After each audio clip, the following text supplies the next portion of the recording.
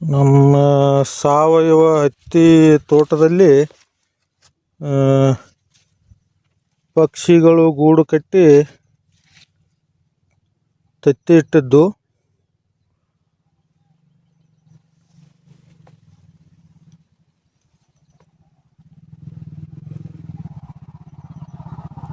ನೋಡ್ಬೋದು ತಾವು.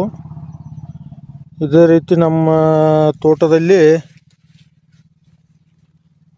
4ರಿಂದ 5 ಕಡೆ ತತ್ತಿಗಳು ಗೂಡು ಕಟ್ಟಿ ತತ್ತಿ ಇಟ್ಟದ್ದು ಇವೆ ಮತ್ತು ಈಗಾಗಲೇ ಮರಿಗಳಾದಂಥವು ಇವೆ.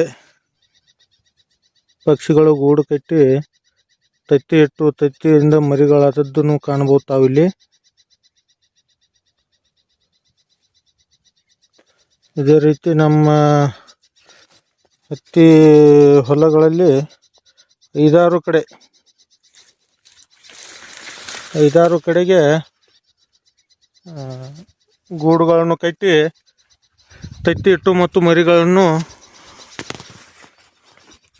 ಮಾಡಿರುತ್ತವೆ. ಧನ್ಯವಾದಗಳು.